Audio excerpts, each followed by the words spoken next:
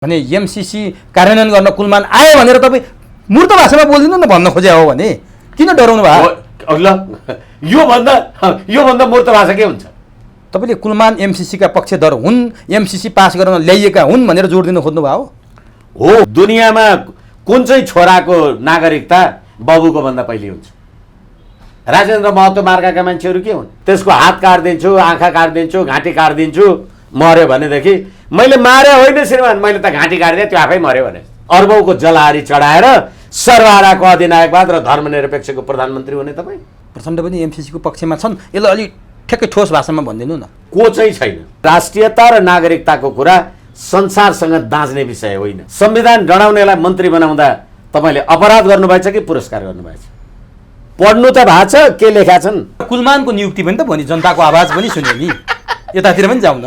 अनि सरकारले विद्युत प्राधिकरणको काम कार्यवाही त्यो विद्युत प्रसारण एमसीसी अन्तर्गत गर्यो भने कुलमान राजीनामा दिएर घरमा बस्छन्? संसारमा जुनसुकै खालको राज्य प्रणाली होस्, अदालतले प्रधानमन्त्री तोक्ने राज्य व्यवस्था कहाँ छ? चीनका राष्ट्रपति नेपाल आउँदाखेरि भगवान बुद्धको देशमा तपाईँलाई स्वागत छ महामहिम सी चिनफिङ भनेर लेख्ने तपाईँ लाज छैन तपाईँहरूलाई? संविधान सभामा संविधानको बुझ्ने 601 जना मान्छेहरू मध्ये कतिजना मान्छेहरूले संविधान बुझ्थे? संघीयता भनेको नेपाली जनता कतिजनालाई थाहा छ?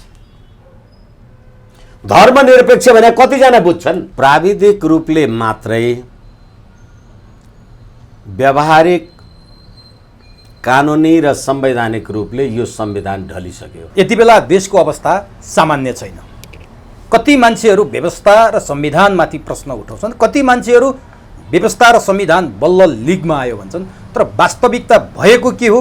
जनता दोधारमा छ।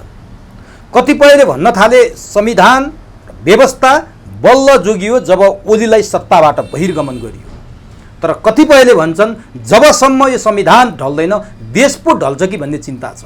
अब हाम्रो अगाडि प्रश्न उभिएको छ, देश ढलेको हेर्ने कि संविधान ढलेको हेर्ने? यो आजको यक्ष प्रश्न हो। हामी यी र यस्तै विषयमा संवाद गर्छौँ। आजको चुरो कुरोमा हामी यो विषयको चुरो कुरो पत्ता लगाउने प्रयास गर्नेछौँ, जसका निमित्त आजको चुरो कुरोमा हुनुहुन्छ कानुनविद, संविधानविद, वरिष्ठ अधिवक्ता विष्णु भट्टराई। सबभन्दा पहिले म चुरो कुरोमा कानुनविद वरिष्ठ अधिवक्ता विष्णु भट्टराईलाई स्वागत गर्छु। तपाईँलाई चुरो कुरो कार्यक्रममा हार्दिक स्वागत छ। हजुर, धन्यवाद। निरन्तर छलफल गरियो, निरन्तर बहस गरियो, बहसले त्यो कुनै मन्थन गरेर नौनी निकालेको अवस्था त छैन। तैपनि हामी निरन्तर जनतालाई जागरुक पार्न बहसमा छौँ।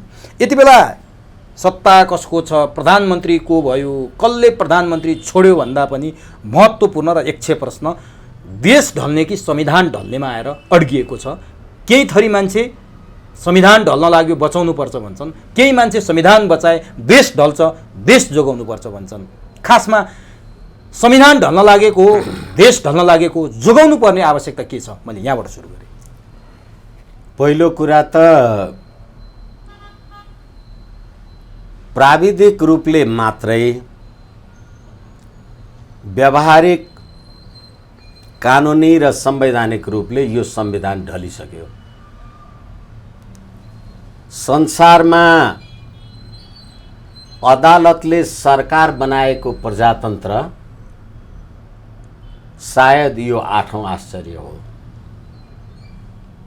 नेपाली जनताको राजकीय सत्ता र संप्रभु सत्ता भनेर तपाईले यो संविधानमा उल्लेख त गर्नुभयो, तर नेपाली जनताको राजकीय सत्ता र संप्रभु सत्तालाई पटक पटक तपाईले इन्कार गर्नुभयो। त्यो इन्कार गर्ने 2-3 वटा उदाहरण म तपाईलाई निवेदन गर्न सक्दछु। यो संविधान आएपछि नेपाली जनताले संसदीय प्रजातन्त्र अन्तर्गत साम्यवादी राजनीतिमा विश्वास गर्छु भन्ने राजनीतिक दललाई मन्दिरै मन्दिर भएको, गुठी संस्कृति सभ्यता भएका देशका जनताले धर्म भनेको अफिम हो भन्ने मान्छेहरूलाई लगभग 2/3 मत दिएर पठाए र राजाको निरङ्कुशता भनेर नथाकेका मान्छेहरूले नेपाली जनताको राजकीय सत्ता र संप्रभु सत्ताको संविधान तपाईले जारी गरेँ, निर्माण गरेँ भनेर भन्नुभयो। यो संविधानले नेपाली जनताको राजकीय सत्ता र सम्प्रभु सत्तालाई छत विच्छेद पार्यो। यो संविधान आएपछि नै मुलुकको राष्ट्रिय झण्डा र मुलुकको राष्ट्रिय पोसाकलाई डढाइयो अथवा अपमान गरियो। अनि नेपाली जनताले तपाईलाई संसदीय प्रजातन्त्र अन्तर्गत लगभग 2/3 मत दिएको साम्यवादी सरकारले हामी त सी जिनपिङ विचारधाराद्वारा राज्य चलाउँछौँ भन्नुभयो। तपाईलाई प्रजातन्त्र चाहिएन। अब तपाईँ सी जिनपिङ विचारधाराद्वारै देश चलाउनुहुन्छ कि त भनेर कुरा गर्ने हो भने यो संविधान अन्तर्गत पहिले भएको निर्वाचनमा आएका कम्युनिस्ट शक्तिहरू पुष्पकमल दाहाल र केपी शर्मा ओलीले एकले अर्कालाई अनेकौं थरीका आरोप र प्रत्यारोप लाउनुभयो र प्रकारान्तरले अहिले कम्युनिस्ट पार्टीको जुन उनीहरूको विभाजन भयो त्यो अब धेरै लामो कुरामा नजाउँ। अब त्यसै गरेर नेपाली नागरिकता 1,37,00,00,000 जनसङ्ख्या भएको भारतीय भूमिबाट कुनै बहानामा सन् 1950 को सन्धिको आधारमा नेपालमा आउन तपाईलाई भिसा चाहिँदैन। कारोबार काम कारबाही गर्नका लागि तपाईँ वर्षौं युगौंसम्म बस्न सक्नुहुन्छ। रोटी र बेटीको कुरा, शादी र बिहाको कुरा गरेर आउनुहुन्छ भने ती सम्पूर्ण मानिसहरूलाई नागरिकता दिने बन्दोबस्त गर्नुभयो। र तपाईले यो संविधानमा मुलुकको राष्ट्रपति, प्रधानमन्त्री, प्रधान सेनापति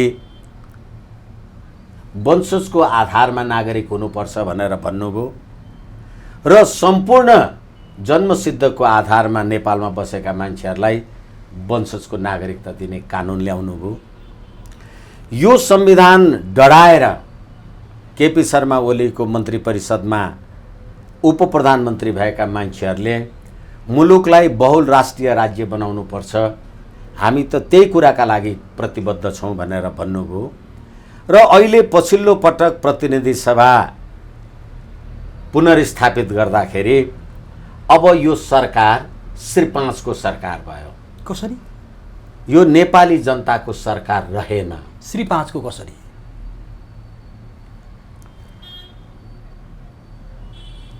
नेपालको म जहिले पनि भन्छु यिनीहरूले बनाएको संविधान, यिनीहरूले बनाएको संविधानमा अथवा संसारमा जुनसुकै खालको राज्य प्रणाली होस्, अदालतले प्रधानमन्त्री तोक्ने राज्य व्यवस्था कहाँ छ?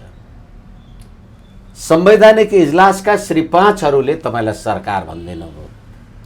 किनभने तपाईलाई नेपाली जनताले 275 को प्रतिनिधि सभामा 63 भोट दिएको। त्यो 63 भोट पाउँदाखेरि पनि तपाईको पार्टीको सम्मानित उपाध्यक्ष भएको मान्छे ललिता निवासको भ्रष्टाचारमा कारबाही भएको, अनि सत्य निरूपण तथा मेलमिलाप आयोगमा 17,000 मान्छे मारेका उजुरी पर्ने र 5,000 नेपाली मारेको कुरालाई म जिम्मेवारी लिन्छु भन्ने मान्छे र माओवादीको टाउको काटेर झोलामा हालेर ल्याऊ र त्यो झोलाभरि नै पैसा लिएर जाऊ भनेर बस्ने मान्छे, गौर हत्याकाण्डमा 28 जना तराईमा हाम्रा तराईका नेपालीहरू मार्ने मान्छे, अहिले तिनीहरूको यो राज्य सत्ता भएपछि र यो सरकार बनेको 5 हप्ता पुगिसक्यो। एउटा तपाईले नेपाली जनताको राजकीय सत्ता र नेपाली जनताको सम्प्रभु सत्ता अन्तर्गतको एउटा मान्छे मन्त्री बनाउन सक्नु भएन। फेरि मैले तपाईले मलाई आदरका साथ प्रश्न गर्नलाई म निवेदन गर्छु। यो प्रतिनिधि सभामा 275 सदस्य संख्या हुन्छन्, त्यसमा 165 जना मान्छेलाई त नेपाली जनताले भोट हाल्छन्, बाँकी 110 जना कहाँ बनाउँछ? समानुपातिकको कुरा तपाईँ उठाउँदै हुनुहुन्छ। नेपाली जनताको राजकीय सत्ता र सम्प्रभु सत्ता, तपाईँ नेपाली जनता, तपाईँले मलाई मत दिएर प्रतिनिधि सभामा आफ्नो प्रतिनिधि बनाउनु भयो, उसलाई एउटा राजनीतिक दलले टीका लगाइदिएर अब खानपिन आदि इत्यादि लेनदेन हिसाब किताब के गरेर पठायो। नेपाली जनताको राजकीय सत्ता प्रयोग गरेर तपाईँले दिएको मतको म माननीय र ऊ मान्यको हैसियत के फरक छ? कहाँ छन् नेपाली जनता? त्यसकारणले गर्दाखेरि अहिले शेरबहादुर देउवाले जति बदनाम पात्र नेपाली राजनीतिमा भूतु भविष्यति हुने पनि छैन होला, हुने छैन होला भने पहिलोचोटि उहाँले स्वास्थ्य राज्य मन्त्री बनाउँदाखेरि उमेश श्रेष्ठलाई बनाउनु भयो। कोही नेपाली जनताले चिन्छ? तर उहाँ संविधान त संसद भएर आइसकेपछि, यसैले संसद अन्तर्गत सांसद भएर आइसकेपछि उहाँ मन्त्री हुन योग्य हुनुहुन्न। यसैले मैले अघि तपाईँलाई जनताको राजकीय सत्ताको कुरा गरेँ। नेपाली जनताले मत हाले, तपाईँ 165 जना संसद सदस्यले विश्वासको मत दिएको प्रधानमन्त्री, तपाईँले मन्त्री परिषदमा 1 जना मान्छे राख्दा नेपाली जनताले प्रत्यक्ष भोट दिएको मान्छे पाउनु भयो। तर समानुपातिकमा निर्वाचित सांसद मन्त्री हुन पाउँदैन भन्ने संविधानमा लेखेको छ। एकछिन संविधानमा मन्त्री हुन पाउँछ र पाउँदैन भने होइन, तपाईले कस्तो मान्छेलाई मन्त्री बनाउनु भयो मात्रै भने। यो त एउटा प्रश्न हो, एकछिन एउटा डिस्कसको विषय हो। होइन, डिस्कस होइन। तपाईलाई प्रतिनिधि सभाका 165 मान्छेले विश्वासको मत दिए भने तपाईले जनताद्वारा प्रत्यक्ष निर्वाचित मान्छे एउटा स्वास्थ्य मन्त्री हुने देख्नु भएन। र फेरि के भनेदेखि अहिले जुन शैक्षिक माफियाका कुरा गर्छौँ हामी, अस्पतालका मेडिकल उसका माफियाका कुरा गर्छौँ हामी, त्यो अर्बौंको सम्पत्तिको आर्जन गर्ने उमेश श्रेष्ठ भन्ने मानिसको व्यक्तिगत रूपले म चिन्दिनँ पनि जान्दिनँ, थाहा पनि छैन। तर आम सञ्चारमा के आयो भने प्रधानमन्त्रीजीको श्रीमतीसँगको व्यापारिक साझेदार। अब त्यति हुँदै अब अहिले भन्नुहोस्, यो देशको व्यवस्था बहुदलीय व्यवस्था हो, संसदीय व्यवस्था हो, अनि श्री 5हरूको सरकारले हिजो नेकपा माओवादी केन्द्रका टोपबहादुर रायमाझी लगायतका मान्छेहरूले फ्लोर क्रस गरे भनेर उनीहरूको संसद सदस्य समाप्त गर्नुभयो। तर सूर्य चिन्हबाट चुनाव जितेर आएर रुखमा भोट हाल्ने मान्छेको दल त्याग ऐन उसलाई नलगाउनु भनेर लेख्नुभयो श्री 5हरूले। कसको सरकार हो? अनि फेरि हिजो जसले यो संविधान डरायो, उपेन्द्र यादव भन्नुहोस्, राजेन्द्र महतो भन्नुहोस्, तिनैले अब अहिले राज्य सत्तामा आफ्नो भाग खोजेर बसिराखेका छन् भनेदेखि र आजसम्म एउटा मन्त्री परिषद बन्न सक्दैन भनेदेखि यो संविधानको अन्त्य नभएर के भयो? अब तपाईले यति फेरिस्त पेश गर्नुभयो जुन घाम जस्तो छर्लङ्गै छ, जनताले नबुझ्ने कुरो छैन, तपाईले केस्रा केलाइदिनु भयो। अलिकति म आऊ, तपाईले संविधान डढाएका राजेन्द्र महतोलाई मन्त्री बनाइयो, उनले बहुल राष्ट्रको कुरा गरे भन्नुभयो। यही कुरा मैले नेकपा एमालेका नेताहरूसँग प्रश्न राख्दा उहाँहरूको उत्तर हुन्छ, जसले संविधान डढाएको थियो त्यसलाई संविधान मान्ने बनाइयो, जो संविधान मान्दैन त्यो त्यही संविधान अन्तर्गत मन्त्री बन्यो भने यो कुराको कार्यकौशलताको, यो क्षमताको केपी ओलीको किन प्रशंसा नगर्ने? संविधान नमान्नेलाई संविधान मान्ने बनाउनु भयो, त्यो अन्तर्गत मन्त्री बनाउनु भयो भने यो सफलता होइन भनेर उहाँहरू प्रश्न गर्नुहुन्छ। सुन्दा हो कि जस्तो लाग्छ, तपाईँ के भन्नुहुन्छ? अथवा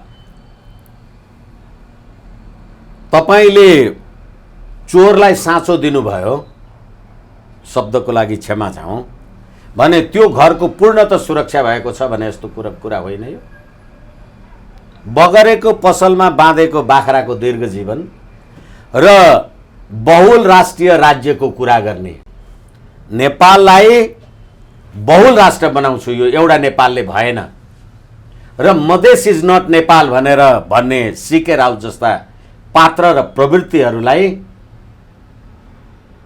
अनि त्यतिखेर तपाईले नेपालको राष्ट्रिय एकता, स्वाधीनता, सम्प्रभुता उहाँहरूले बनाएको संविधानको धारा 5 पढ्नुहोस्।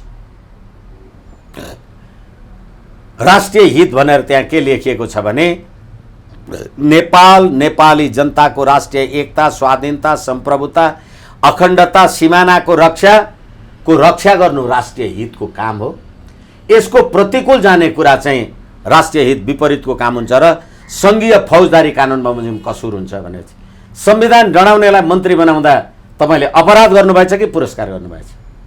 पढ्नु त भएको छ के लेखा छन्, किनभने उहाँहरूले लेखेकै होइन। मैले धेरैचोटि उमेशजी म क्षमा चाहौँ, धेरैचोटि तपाईँसँग मैले भनेको छु, आम सञ्चारमा भनेको छु, यो संविधानमा 2072 साउन भदौदेखि मधेसवादी दलहरू सिमानामा बसेर नेपालमा नाकाबन्दी गर्नलाई ढुङ्गा हान्ने अनि यो संविधान बनाउनमा उहाँहरूको योगदान छ। उहाँको जे कुरा काम कारबाही गर्नुभयो होला, तर के हो भनेदेखि तपाईको यो संविधान बनाउनमा सहमति थिएन र तपाईहरुले त्यत्रो ढुङ्गा हान्नुभयो, आपत्ति गर्नुभयो भनेदेखि त्यो संविधानको शपथ ग्रहण गर्ने अनि त्यही संविधान डढाउने भन्ने कुरा गर्दाखेरि के हुन्छ?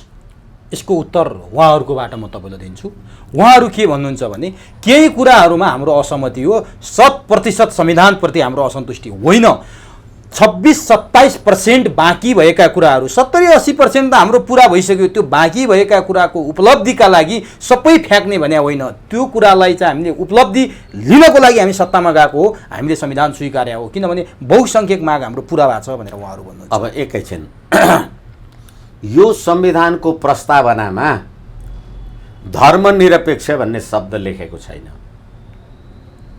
संविधानको धारा 4 मा तपाईले संघीय लोकतान्त्रिक गणतन्त्रात्मक धर्मनिरपेक्ष राज्य हो भनेर त लेख्नुभयो। संविधानको प्रस्तावनामा तपाईले धर्मनिरपेक्ष लेखेको छैन। र यो संविधानको प्रस्तावनामा संविधान सभाले यो संविधान बनाएर जारी गरेका छौं भनेर लेखेको छैन। कसले बनायो संविधान? तपाईहरु त ढुङ्गा हान्दै हुनुहुन्थ्यो मधेसतिर। कसले लेख्यो? अनि यो संविधान त्यतिखेर बेलायत नेपालका लागि बेलायती राजदूत एन्ड्रयू स्पास्कीले नेपालको संविधानमा धर्मनिरपेक्ष संविधान लेख्नुपर्छ भन्दाखेरि तपाईहरु कहाँ हुनुहुन्थ्यो?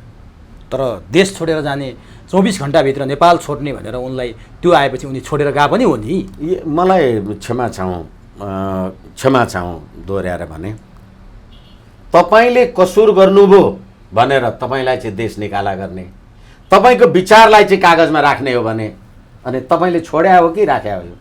तपाई पो जानुभयो त विचार कहाँ छ? यस्तो यति फेरि कसले भन्दैछ? बेलायतका तत्कालीन प्रधानमन्त्री जोन मेजर जस्ता मान्छे म संवैधानिक राजतन्त्र र म क्रिस्चियन मुलुक बेलायतको प्रधानमन्त्री हुनमा म गर्व गर्छु। त्यही देशबाट आएको राजदूतले धर्मनिरपेक्ष राष्ट्र भन्यो, तर दक्षिण कोरियाबाट आएकी हक जहानको होली वाइन खान त सोल्टी होटल बस्न जानु पनि त्यही उत्कृष्ट संविधान भने हैन? मधेसवादी भन्नुस् कि पहाडवादी भन्नुस्। अहिले मलाई लाग्छ यो अहिले महन्त ठाकुर, राजेन्द्र महतो जस्ता तराईमा बस्ने जुन व्यक्तित्वहरू हुनुहुन्छ, उहाँहरूको घरमा बसेर काम गर्ने कामदारले पाए जस्तो त्यो नितान्त दासत्वको अनुभव सायद तपाईँ हामी कहाँ कहीँ पाइँदैन। यस कारणले गर्दाखेरि अब एकछिनलाई मान्नुहोस्, के हो सम्प्रभुता भनेको? नेपाली जनताको राजकीय सत्ता र सम्प्रभु सत्ता भनेर तपाईले लेख्नुभयो। बेलायत चिनिया थिङ्क ट्याङ्क इन्स्टिच्युट, छर इन्स्टिच्युटले भनेको छ भारतले सिक्किमलाई लिनका लागि पनि त्यहाँको पहिले नागरिकतामाथि गतिविधि गरेका थियो, अथवा हामी फिजी सिजीवाला कुरा छन्। अहिले तपाईलाई नेपालमा राजनीतिक परिवर्तन हुँदाखेरि 1,37 करोडको जनसङ्ख्या भएको पारीबाट आएका मान्छेलाई तपाईले नागरिकता किन दिनु पर्यो? किनभने नागरिकता भनेको तपाईको सम्प्रभुताको रक्षक हो नि। तिनै नागरिकहरूले मत हालेर तपाईँ राष्ट्रपति हुनुहुन्छ, प्रधानमन्त्री हुनुहुन्छ।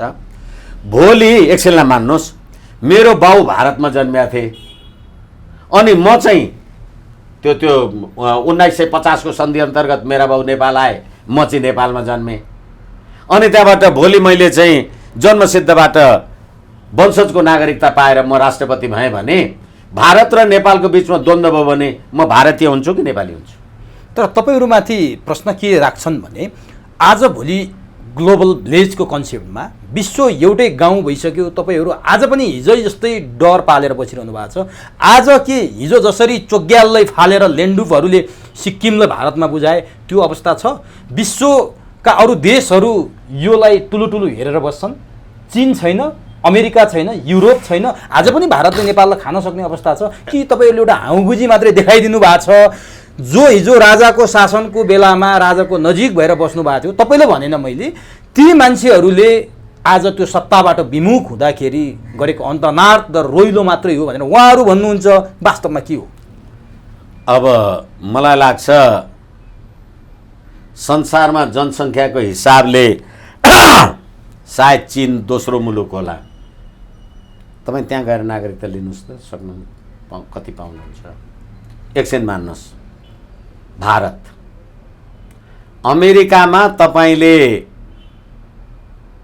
नागरिकता लिनुभयो भने त्यहाँको हाउस अफ पार्लियामेन्टको चुनाव लड्नका लागि, हाउस अफ रिप्रेजेन्टेटिभ्सको चुनाव लड्नका लागि 7 वर्ष कुर्नुपर्छ। संसारमा नागरिकता बाँडेर खाने देश कुन कुन छ मलाई बताउनुहोस् न। अनि फेरि अर्को कुरा के हो भने मैले तपाईँलाई अघि नै पनि भने सम्प्रभुताको संरक्षक भनेकै नागरिकता हो। तपाईलाई अहिले रोटी र बेटीको नाउँबाट अथवा जुनसुकै नाउँबाट यहाँ आउने बित्तिकै तपाईलाई राजनीतिक अधिकार सहितको नागरिकता किन चाहियो? तपाईले राजनीतिक अधिकार किन मागिराख्नु भएको छ? यसको भित्र गम्भीर षड्यन्त्र छ। मैले तपाईँलाई फेरि पनि भन्दैछु, अहिले बङ्गलादेशमा पनि भारतले यही स्ट्राटेजी गरिराखेको छ। र तपाईँ अर्को देशको कुरा गर्नुहुन्छ, नेपाल र भारत जस्तो खुला बोर्डर भए अर्को देश देखाउनुहोस् मलाई। र भोलि तपाईँले निर्वाध रूपबाट भारतबाट यहाँ आउने मान्छेहरूलाई त्यो निर्वाध रूपले छोड्नुहोस्। अब अहिलेको दुनियाँमा पनि यस्तो गर्न सकिन्छ र भने तपाईँले गर्नुभयो भने जति नेपाली जनसङ्ख्या 3 करोड लगभग हामीहरू यहाँ छौँ होला, अहिले जम्मा 3 करोड त भारतमा त कोरोना महामारीले सुतिराखेका छन्। अनि त्यो सबै यहाँ आयो भने तपाईँ कहाँ हुनुहुन्छ? यसै कारणले राष्ट्रियता र नागरिकताको कुरा संसारसँग दाँच्ने विषय होइन। त्यसो भए यो राष्ट्रियता र नागरिकताको विषयमा संसारका नभएका दल, नभएकै नेता हाम्रो देशमा किन भए? जसले पटक पटक नागरिकतामा घात गरे, पटक पटक राष्ट्रियतामा घात गरे, किन यिनी नेताहरू यसरी बिकाउ भए? किन?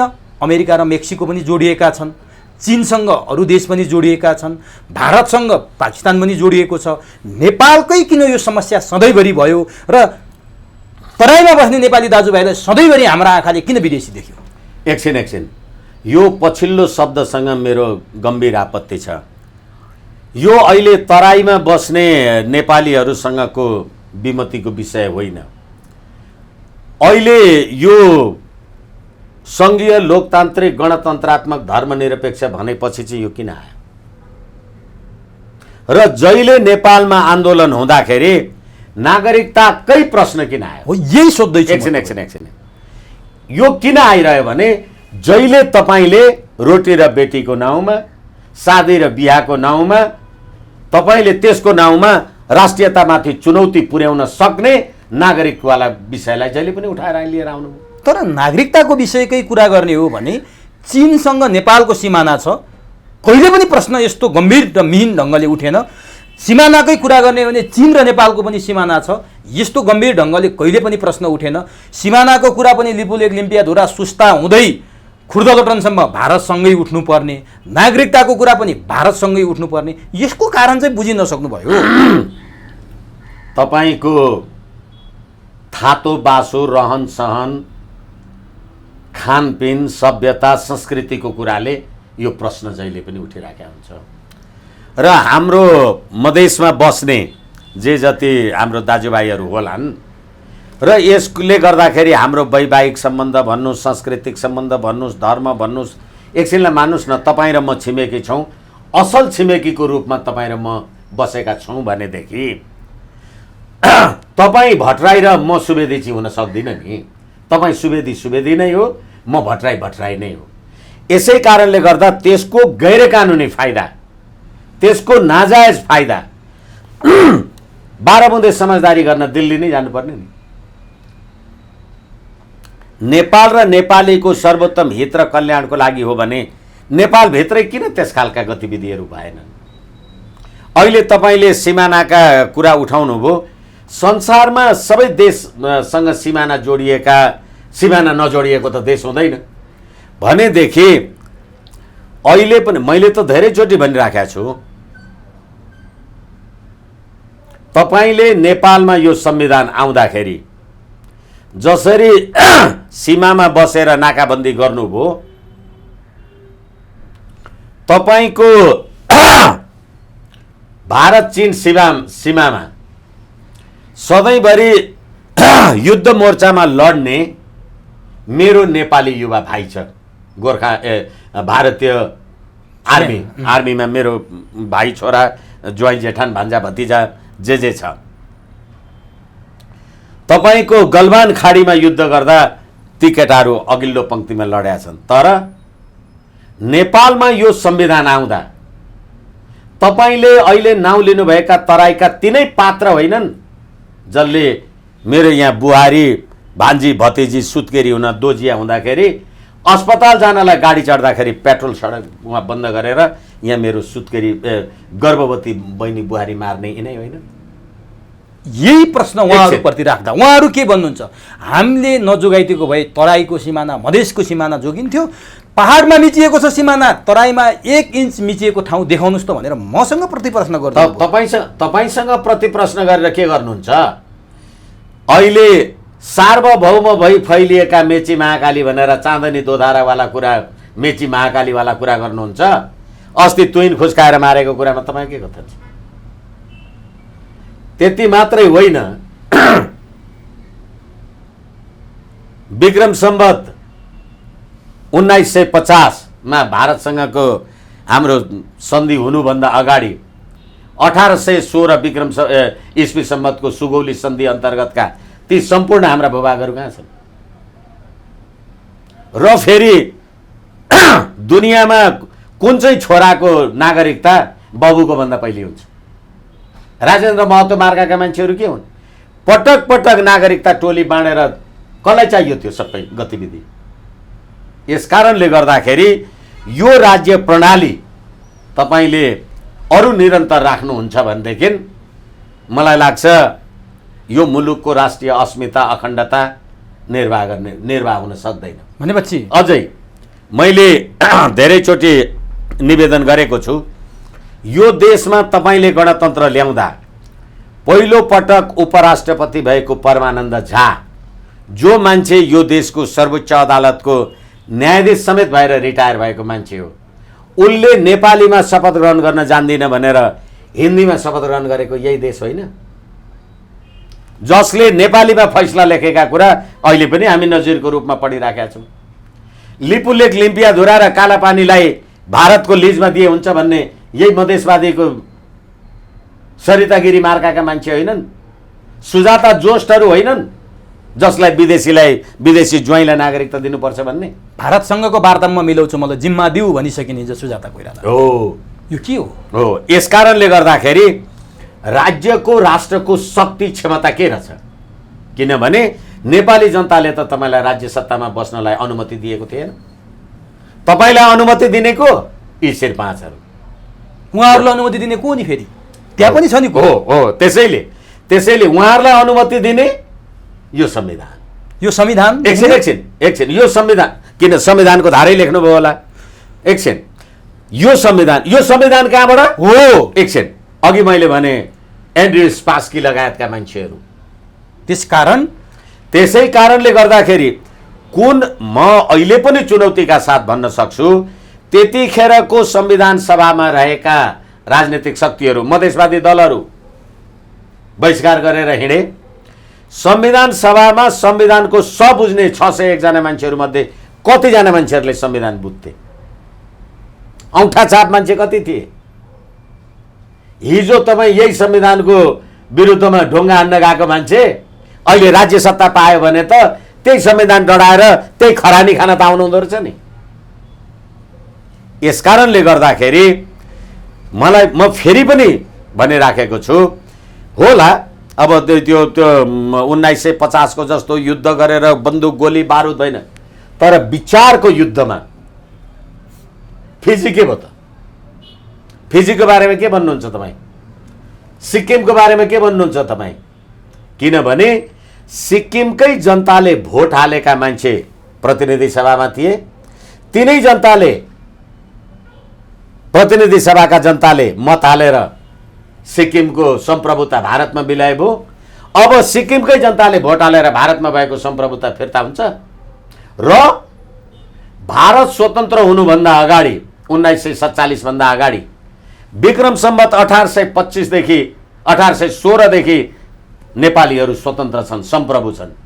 हामी सम्प्रभु हुँदा भारत कहाँ थियो? गुलाम थियो, दास थियो। अनि अहिले उतैबाट आएका रोटी बेटीहरू राखेर अब तपाईँ तिनीहरूकै राज्य सत्ता चाहँदै हुनुहुन्छ होइन भने? भनेपछि यो सबै संविधानको कारण भएको हो, व्यवस्थाको कारण भएको हो, पात्रको कारण भएको। अब म तपाईँलाई सोध्दैछु, यस्ता यस्ता कुराले मक्किएको देश ढल्ने बेला भइसक्यो। अब संविधान ढाल्ने कि देश ढाल्ने, टुलु टुलु हेरेर बसे कि एक्सनमा आउने भन्ने प्रश्न उठ्यो। अब संविधान ढाल्ने उपाय सूत्र चाहिँ के हो? अब देश ढाल्न त भएन नि हामी नेपालीले? होइन, अब मलाई लाग्छ यो संविधान प्राविधिक रूपले मात्रै जीवित छ। मैले यो श्री 5हरूको फैसलाको कमेन्ट एउटा पढेको थिएँ, त्यो क्यानाडा नेपाल भन्ने एउटा अखबारमा लेखेको।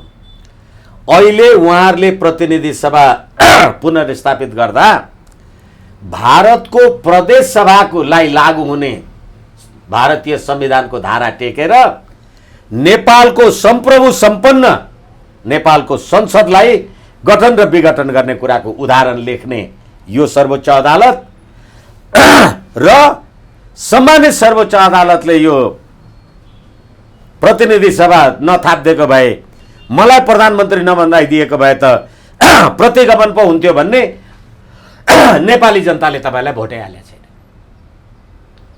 भने यो कसको इच्छामा बनेको रहेछ भन्ने कुरा त देखियो। तर तपाईँहरू भन्दै हुनुहुन्छ संविधान प्राविधिक रूपमा मात्रै जीवित छ भनेर, उहाँहरू भन्नुहुन्छ केपी ओलीलाई सत्ताबाट बहिर्गमन गरेपछि, अदालतको फैसला आएपछि बल्ल संविधान जोगियो, बल्ल व्यवस्था जोगियो। केपी ओलीले संविधान पनि फाल्दै थिए, व्यवस्था पनि फाल्दै थिए, अब जोगियो, हामीले जोगायौँ भनेर उहाँहरू गर्व गर्दै हुनुहुन्छ।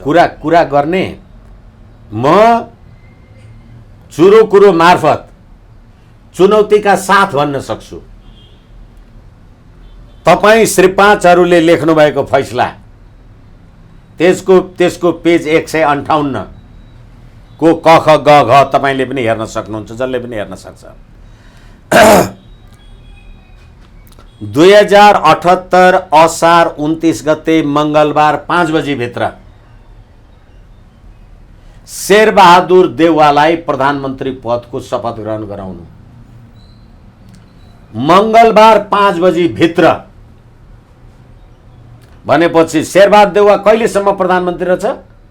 मङ्गलबार 5 बजीसम्म। अनि विद्यादेवी भण्डारीले शपथ ग्रहण कहिले गराउनु भयो? 8:30 बजी। तर प्रक्रिया त 5 बजीबाटै सुरु भयो भन्नुहुन्छ उहाँहरू फेरि। एकछिन तपाईँलाई 5 बजी भित्र शपथ ग्रहण गराउनु, तपाईँ प्रक्रिया 6 महिना किन लाउनु भएन त? सर्वोच्च अदालतको फैसलाको कुरा गर्दैछु म। भनेपछि 5 बजेपछि तपाईँलाई शपथ ग्रहण गराउने अधिकार विद्यादेवीलाई कसले दियो? तपाईँ शेरबहादुरलाई शपथ ग्रहण गर्ने अधिकार कसले दियो? फेरि अर्को कुरा सुन्नुहोस्, तपाईँले सर्वोच्च अदालतमा रिट निवेदन दिनुभयो संविधानको धारा 76 5 बमोजिम कुनै सदस्य भनेर। लाज छैन? तपाईँ नेपाली काङ्ग्रेसको संसदीय दलको नेता होइन? अनि शपथ ग्रहण गर्ने बेलामा संसदीय दलको नेता, नेपाली काङ्ग्रेसको संसदीय दलको नेता भनेर त्यो संसदीय दलको नेतालाई शपथ ग्रहण गराउनु भन्ने परमादेश कहाँ छ मलाई देखाउनुहोस्। प्रक्रियाका कुरा गर्नुहुन्छ। अनि नेपालको सम्प्रभुता र भारतको एउटा प्रदेशको संवैधानिक व्यवस्था बराबरी। यसै कारणले गर्दा यो पात्र, प्रणाली र प्रवृत्ति पात्र प्रवृत्ति र प्रणाली। तर हामीलाई झोक चल्यो भन्दैमा फेरि यसलाई फाल्न पनि सकिँदैन नि। के छ त तरिका? तपाईँ ल्याएको हो यो। मलाई एउटा मात्रै कुरा भनिदिनुहोस्, तपाईँ नेपाली जनता अथवा तपाईँ मेरो पार्टीको कार्यकर्ता नेता त भोट माग्न मेरो घरमा आउनुभयो, मैले तपाईँलाई गाईको दुध र भात खुवाएँ, मेरो घरकोमा रहेको सानो पूजा कोठा देउता कोठामा रहेको देउतालाई प्रणाम पनि गर्न लगाएँ, मेरो नेताले चुनाव जित्योस् भनेर भोट पनि दिएँ, अर्को भाइहरूलाई पनि भोट हाल्न लगाएँ। तपाईँ संविधान सभामा आएर गाई काट्न पाउनुपर्छ, धर्मनिरपेक्ष देश हो भनेर कानुन बनाउनु भयो। नेपाली जनताले के गरे? नेपाली जनताले तपाईँलाई धर्मनिरपेक्ष हुने र गाई काट्न पाउनुपर्छ भन्ने गरेर मत दिएको थियो। तपाईँको मेनिफेस्टोमा लेखा छ। अनि कसको लागि बनाउनु भयो संविधान? अब फेरि नेपाली जनताले ढुङ्गा हान्दाखेरि तपाईँले सङ्घीय लोकतान्त्रिक गणतन्त्रात्मक धर्मनिरपेक्ष, मलाई फेरि पनि म भन्दैछु, सङ्घीयता भनेको नेपाली जनता कतिजनालाई थाहा छ? धर्मनिरपेक्ष भने कतिजना बुझ्छन्?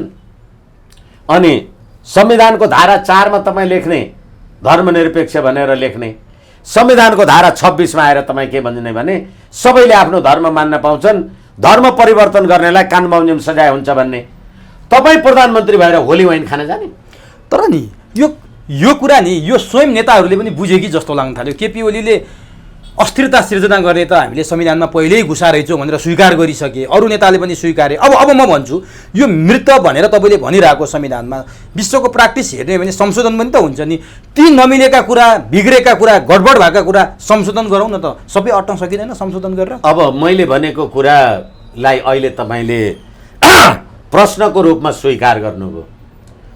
यस्तो गरेका रहेछौँ, उस्तो गरेका रहेछौँ भनेर यी जो पात्रको नाउँ लिनुभएको छ, म नाउँ लिन पनि मन लाग्दैन भनेदेखि संविधान कसले लेखाएर छ? तिमीले लेखाएर होइन रहेछ? कहिले त आफैले लेखा पनि गल्ती हुन्छ नि त। आफैले गरेको काम पनि त गल्ती हुन्छ नि। सच्याउनु ठुलो कुरा हो, गल्तीमा फर्किनु ठुलो कुरा हो। एकैछिन तपाईँले मैले गल्ती गरेँ भन्नुभयो, मनमने त भनिसके। एकछिन न, तपाईँले अहिले त्यो जुन पात्र प्रवृत्तिहरूको नाम लिएर होइन यस्तो रहेछ उस्तो रहेछ भनेर भने रहेछ भन्ने हो भने अर्काले बनाइदिएको भयो।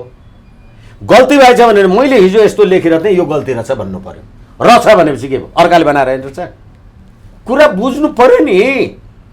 होइन भनेदेखि तपाईँ सर्वहाराको अधिनायकवाद मान्ने कम्युनिस्ट प्रधानमन्त्री, तपाईँ यो संविधान अन्तर्गत पशुपति विकास क्षेत्रको संरक्षक कसरी? यो संविधान अन्तर्गत तपाईँ लुम्बिनी विकासको अध्यक्ष कसरी? चीनका राष्ट्रपति नेपाल आउँदाखेरि भगवान बुद्धको देशमा तपाईँलाई स्वागत छ महामहिम सी जिनपिङ भनेर लेख्ने तपाईँ लाज छैन तपाईँहरूलाई? तपाईँहरूले यो अहिले पनि तपाईँ हेर्नुहुन्छ होला इम्बोस्ड नम्बर भनेर गाडीमा, यो संविधानमा नेपालको राष्ट्रभाषा देवनागरी लिपिमा नेपाली भाषा हुन्छ भनेको छ। त्यो इम्बोस्ड नम्बरमा कहीँ नेपाली भाषा छ? के गरे यस्तो? के भएको यस्तो? के गरे होइन? तपाईँ पनि पहिले पत्रकारभन्दा अगाडि नेपाली होला, याद गर्नुहोस्। अनि भारतको पार्लियामेन्टमा हिन्दीमा बोल्नुहुन्छ कि अङ्ग्रेजीमा बोल्नुहुन्छ? यसकारणले गर्दाखेरि तपाईँको राष्ट्रभाषा, राष्ट्रिय एकता, अखण्डता, राष्ट्रिय झन्डा, पोसाक, स्वाभिमान, मैले उमेश सुवेदीलाई केही गर्दिनँ।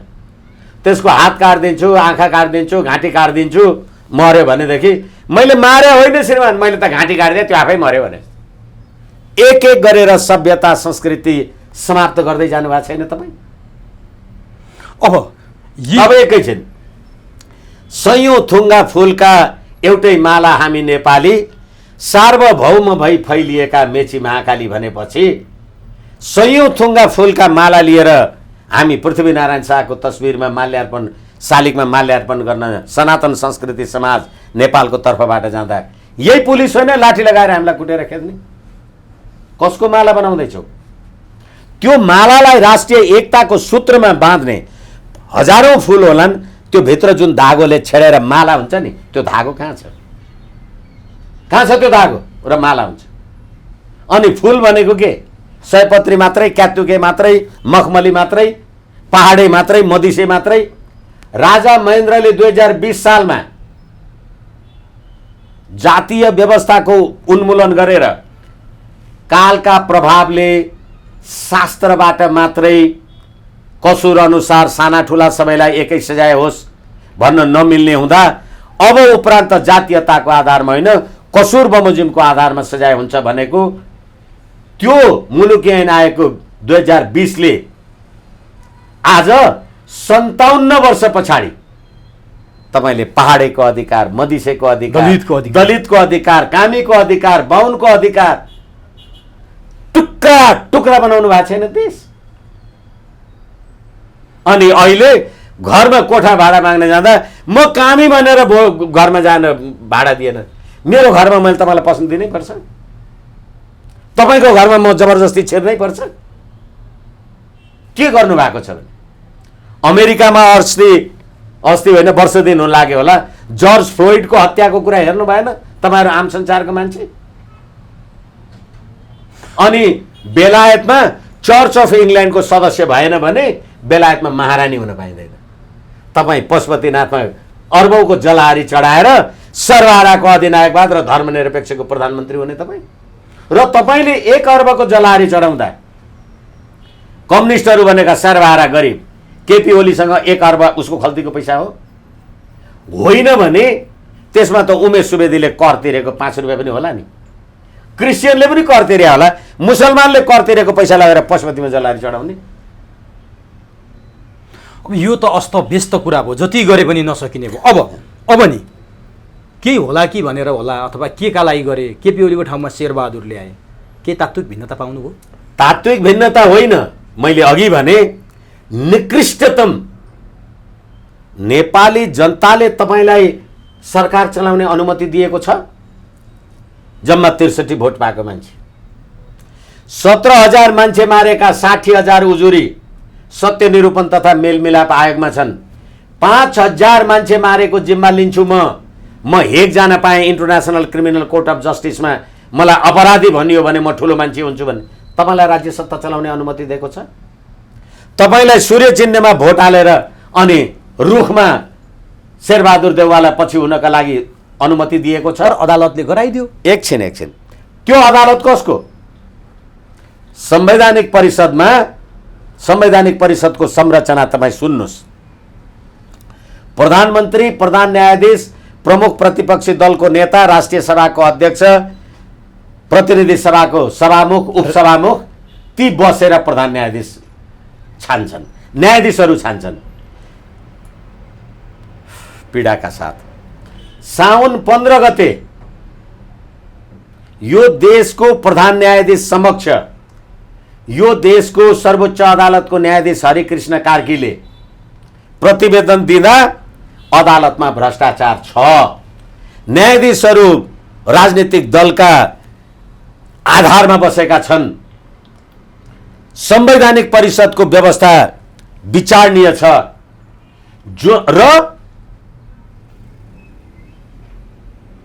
यो प्रतिनिधि सभाको फैसला हुनुभन्दा 5-7-10 दिन अगाडि 81 करोड गाडी किन्ने पैसा यो अदालतका न्यायाधीशलाई, भूतपूर्व न्यायाधीशलाई।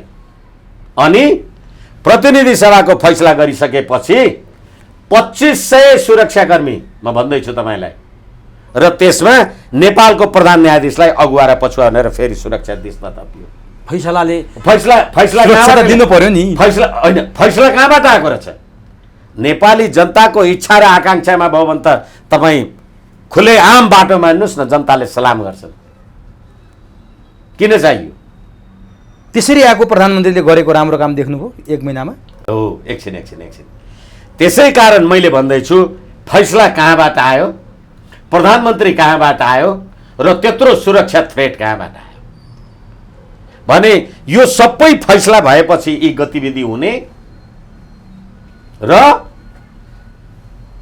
आफ्नो पद योग्यता ढाँट्यो भने त हामीलाई त कानुन बमोजिम कारबाही हुन्छ। शेरबहादुर देउवाले डडेलधुराबाट निर्वाचित संसद सदस्य भन्ने, संसदीय दल पनि नदेखाउने, पार्टी पनि नदेखाउने, अनि तिमी पुनर्स्थापना गर्ने। अनि त्यसरी भएका प्रधानमन्त्रीले गरेको काम कस्तो लाग्यो? हो, गरेको काम तपाईँले हेर्नु भएन अघि उमेश श्रेष्ठ। उमेश श्रेष्ठवाला कुरा हामीले गरिसक्यौँ। तर कुलमानको नियुक्ति पनि त भयो नि, जनताको आवाज पनि सुन्यो नि, यतातिर पनि जाउँ न। अब मुद्दा पर्या होला आफ्नो ठाउँमा छ। गएको समय जब कुलमानजी सेवानिवृत्त हुनुभयो, उहाँको पदावधि सिद्धियो, उहाँको पक्षमा त्यतिखेर पनि एमसिसीको प्रश्न उठेको थियो। अघि पछि मैले पनि कुलमानजीलाई पुनर्नियुक्ति गर्नु ठिक हुन्छ भनेको थिएँ, तर उहाँको नियुक्तिको लागि अमेरिकामा जुलुस निस्क्यो त्यतिखेर। अनि कुलमानजी नेपालमा विद्युत प्राधिकरणको प्रमुख हुनुहुन्छ भन्ने कुरा अमेरिकामा बसेका मात्रै नेपालीहरूलाई थाहा रहेछ? अस्ट्रेलियामा बसेका, बेलायत, Japan, German, France, Holland, Switzerland बसेका मान्छेलाई थाहा रहेन रहेछ? अमेरिकामै किन जुलुस निस्क्यो? तपाईँले कुलमान एमसिसीका पक्षधर हुन्, एमसिसी पास गर्न ल्याइएका हुन् भनेर जोड दिन खोज्नुभयो हो? होइन। अहिले एमसिसी तपाईँले सरकारको नीति तथा साझा कार्यक्रममा समावेश नगर्ने, तर तपाईँले कुलमानलाई विद्युत प्राधिकरणको प्रमुख बनाउने भनेपछि अनि सरकारले विद्युत प्राधिकरणको काम कार्यवाही त्यो विद्युत प्रसारण एमसिसी अन्तर्गत गर्यो भने कुलमान राजीनामा दिएर घरमा बस्छन् भने एमसिसी कार्यान्वयन गर्न कुलमान आयो भनेर तपाईँ मूर्त भाषामा बोलिदिनु न भन्न खोजे हो भने किन डराउनु भयो? ल योभन्दा मूर्त भाषा के हुन्छ? अनि नेपाली जनतालाई सही होला यो कुरा? कुलमानको एकछिन उज्यालो नेपालको अभियान नेपाली जनतालाई सह्य र असह्य हुने भन्ने कुरा तपाईलाई याद रहोस्। एमसिसीको प्रस्तावना दोस्रो अनुच्छेदमा अरू कुराहरूका अतिरिक्त नेपालको सुशासन, आर्थिक समृद्धिका लागि आदि इत्यादि भनेको छ। भनेपछि नेपालको सुशासन अब एमसिसीले गर्ने भएपछि जो बाइडेनले गर्छ नि, अनि नागरिकताहरू पनि उतैबाट ल्याउनुपर्छ। तर सरकारले एमसिसीको बारेमा कुनै कुरा बोलेन। शेरबहादुरले काङ्ग्रेसका नेताहरूसँग भने प्रचण्डका कारण एमसिसी रोकियो भनेपछि त अब एमसिसी अगाडि नबढ्ने भयो नि। तपाईँहरूले कति त्यसलाई कुखुराले किरो पा जस्तो गरे भने? यो कहिलेकाहीँ क्षमा गर्नु होला, मलाई तपाईँहरूसँग पनि पीडा लाग्छ भने यो रोकियो कि सकियो? रोकियो। बाँकी छ? अनि बाँकी छ भनेपछि यो किरा पाला कि कुखुरा पाला कि बाख्रा पाला कि भयो भने अझै डर छ एमसिसीको? डर होइन भनेको यो क्षमा चाहौँ फेरि पनि, तपाईँले एमसिसीमा लेख्नुभयो नेपालको सुशासन भनेर। नेपालको सुशासनका लागि तपाईँ 50 करोड डलरको कुरा गर्दै हुनुहुन्छ, अथवा त्यसमा जति खर्च बर्च कुनै केही लामो पृष्ठमा न, तपाईँको सुशासन गर्न अर्को कोही आइराख्नु पर्यो। यो डर हो कि रहर हो कि सम्प्रभुता हो कि स्वाधीनता हो कि के हो यो भनेको? तर प्रचण्ड एमसिसीका विरोधी भन्छन् प्रचण्डकै कारण रोकियो भने प्रचण्डको रिमोटमा भएका शेरबहादुरले प्रचण्डलाई चिराउने गरी एमसिसी पास गर्लान् त? एकैछिन भनेको प्रचण्डजी भनेको अमेरिकाले आतंककारीको सूचीबाट नाउँ हटाएको मान्छे होइन भने? तपाईको नाउँ आतंककारीको सूचीबाट हटाएको पो त तपाईँ आतंककारी होइन भने छैन। तपाईँ यहाँ आएर बाहिर जानुभयो भने यहाँ उमेश सुवेदीजी आउनु भएको थिएन त होइन होला नि, आएर जानुभयो होला, आउँदैन आएको त होइन भने एमसिसी 30 दिनको सूचना दिएर जहिले रद्द गरे हुन्छ, किन नगरे? प्रचण्ड पनि एमसिसीको पक्षमा छन्, यसलाई अलि ठ्याक्कै ठोस भाषामा भनिदिनु न। को चाहिँ छैन, तर नेपाली जनताको जुन जागरुकता निरन्तर भइराखेको छ, आँट भइराखेको छैन यिनीहरूको हिम्मत भइराखेको छ। हिजो शेरबहादुर देउवा र केपी शर्मा ओली एमसिसी पास गर्न लागे होइनन्? आज तिनै केपी शर्मा ओली विपक्षी दलको नेता भएर बोल्दा डरम टेबल ठोक्नु नि पास भइहाल्थ्यो भने तिनै मान्छे होइनन्? त्यसैले सुरुमा मैले भने, धेरैचोटि भनेको छु, पात्र, प्रवृत्ति र प्रणाली। पात्र र प्रवृत्ति हेर्नुहोस् त। अनि ती पात्र र प्रवृत्ति भन्दा बाहेक अहिले क्यान्टोनमेन्टको भ्रष्टाचार, प्रचण्डको भ्रष्टाचार केपी ओलीले भर्खर देखे। 3 वर्षसँगै एउटा पार्टीमा बस्दा र फागुन 2 गतेका दिन भ्यालेन्टाइन डेको दिन रातो गुलाब सार्दाखेरि देखेनन्। प्रचण्डको क्यान्टोनमेन्टको भ्रष्टाचार केपी ओलीले देखाएको थिएन? ललिता निवास माधव नेपालको देखाएको थिएन। अनि तपाईँ कुन राज्य शक्तिले यिनै प्रचण्ड, माधव नेपाल, बाबुराम लगायतका पात्रहरू होइनन् जेठ 29 गते संयुक्त विज्ञप्ति निकालेर नेपालमा विदेशी शक्तिको चलखेलको बारेमा प्रश्न उठाउने उनी होइनन्? अहिले तिमी सरकारमा छौ, त्यो विदेशी चलखेलको शक्तिको कुरा कहाँ? विदेशी शक्तिको कुरा गर्दै गर्दा भारतका बीजेपी पार्टीका विदेश विभाग प्रमुख विजय चौथाइवाल नेपाल आएर शेरबहादुरसँग सार्वजनिक भए। शेरबहादुरको श्रीमतीले राखी बाँधिन्। के हो यो? के हुँदैछ? एक हप्ताभित्रमा ठुलै राजनीतिक परिवर्तन हुँदैछ अरे, के थाहा पाउनु? अघि म एउटा कुनै पात्रको त्यो राखी बाँधेको कुरा हेर्दै थिएँ। आरजु देउबा नै हो नि। हेर्दै थिएँ र उहाँको टिप्पणी थियो केपी ओलीले राखी बाँधेको भए कत्रो हल्ला हुन्थ्यो, अब अहिले आरजुले त्यसलाई बाँधिदिँदा त केही पनि भएन भने। ए बाबा, तिमी सर्वहाराको अधिनायकवाद भन्ने, धर्म भनेको अफिम हो भन्नेले बाँध्या भए त हल्ला भइहाल्थ्यो नि त। त्यसैले भारतीयहरूले जो हिन्दुत्वमा विश्वास गर्छन्, अमेरिकाबाटै आएको मान्छेले राखी बाँध्यो अरे त। तर त्यो राखीलाई तपाईँले नेपालको राष्ट्रिय एकता, अखण्डता, स्वाधीनता, सम्प्रभुतासँग जोडेर हेर्नुभयो कि तपाईँले धर्मसँग जोडेर हेर्नुभयो? राखी अहिले चीनमा बसेका नेपालीहरू पनि कोही हिन्दू छन् भने उनीहरूले पनि त्यहाँ गएर, अथवा त्यहाँ कोही बुद्ध धर्म मान्नेहरूले पनि प्रणाम गरे होला, तर चीनको राज्य व्यवस्था त बदलिँदैन। त्यो विजय चौथाइवालको भ्रमणको सङ्केत के हुनसक्छ? जसरी गोयल आउँदाखेरि यहाँ उलटपुलट भयो, यिनी आएपछि के हुनसक्छ? बिचमा यिनी पनि आएर यो उलटपुलट हुनेमा भूमिका खेलेका छन् यसपालि? होइन, कुनै कुरालाई पनि ओभररुल गर्न चाहिँ सकिँदैन, राजनीति हो, यो कुरा हुँदै हुँदैन भन्न सकिँदैन। तर मलाई के लाग्छ भने अहिले एमसिसीको बहानाबाट होस् अथवा माइक पोम्पियोले, मलाई लाग्छ, मैले तपाईँसँगै कुरा गरेको छु, यो देशबाट केपी शर्मा ओलीलाई त्यतिखेर फोन गरेर युवराज खतिवडा भन्ने मान्छेलाई नि अमेरिकाको राजदूत बनाउनु भनेपछि यो देशका कम्युनिस्टहरू कहाँबाट सञ्चालित भएका रहेछन् हामीले बुझ्छौँ। यसै कारणले गर्दाखेरि अब पश्चिमाहरूको दबाब र प्रभाव, किनभने म हेग जान पाएँ भने ठुलो मान्छे हुन्थेँ भनेर र अमेरिकाको आतङ्ककारी सूचीबाट नाम हटाइएका बाबुराम र प्रचण्डहरूको निर्णायकत्व भएपछि भारतले आफ्नो रक्षात्मक कुरा हेरेको हुन सक्छ भन्ने कुरालाई हामीले अन्यथा भन्न सकिँदैन। अब म अन्तिममा छु, यसलाई छोटकरीमा जवाफ दिनु होला।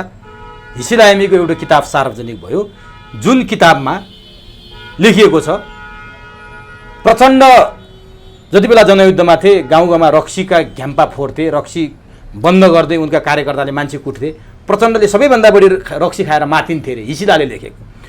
बाबुरामले 40 बुधे माघमा लेखेका थिए हिन्दी फिल्म बन्द गर्नुपर्छ नेपालमा, बाबुरामले सबैभन्दा बढी हिन्दी फिल्म हेर्थे अरे।